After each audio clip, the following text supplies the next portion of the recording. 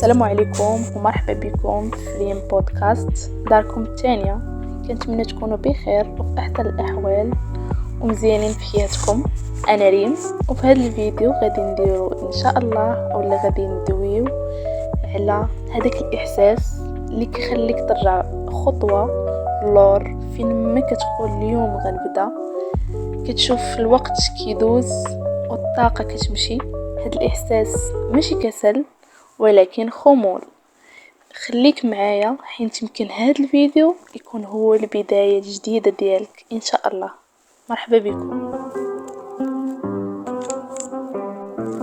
اول حاجة غادي نعرفوها هو شنو هو هذا المفهوم ديال الخمول. الخمول هو داك الاحساس اللي كيجينا كنحسوا براسنا عيانين وملي كنكونوا باغيين نديروا شي حاجة ولكن الجسم ديالنا رافض يديرها.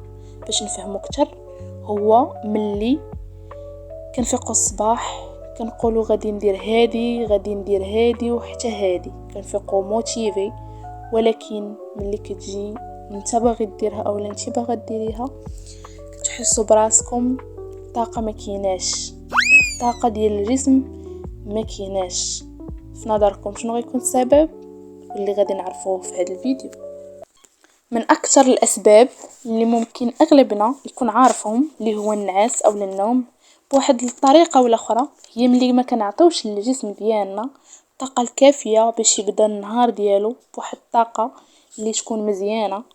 تاني حاجه واللي هو الاستعمال ديال الهاتف الكبير او بشكل اخر ادمان الهاتف، بحيث كيخلي الدماغ ديالنا كيستهلك واحد الطاقه وكيدير واحد المجهودات كبيره اللي يمكن يديرهم في حوايج اخرين، وبالتالي كيصيبوا العقل ديالنا بواحد الاستنزاف ديال الطاقه كبير بزاف.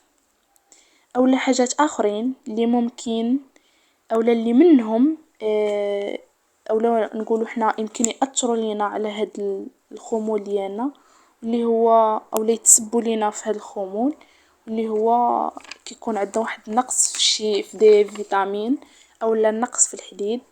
خصوصا الناس اللي عندهم نقص في الحديد راه يحسوا بهاد الهضره اللي كنقول ديال انك كتكون باغي دير شي حاجه ولكن كتشوف فيها ولكن ما قادش تنوض ديرها. علاش؟ حيت كتكون الطاقه ما كيناش. دابا غادي تقولوا لي انا عرفت اشنو غادي ندير. اول حاجه ممكن نقول لكم واللي هي نرد البال للصحه ديالي، شنو كندخل الجسم ديالي، شنو كناكل وشنو اللي غيخصني ناكل.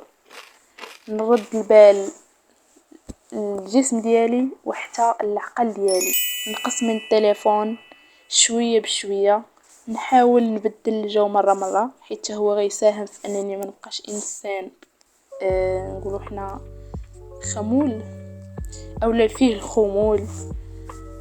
ننظم الوقت ديالي باش نكون كنتحكم في اي خطوه كنديرها واي حاجه كنديرها.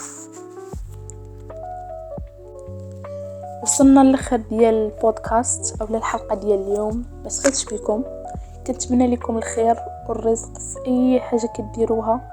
ما تنساوش بلي هذا الشيء ماشي ضعف ولكن هو رساله من الجسم ديالنا والعقل اللي كيكونوا محتاجين لواحد الروتين جديد وعقليه جديده. ما تنساوش تخليو ليا كيف جاتكم الحلقه ديال اليوم. انا ريم وبسلام عليكم.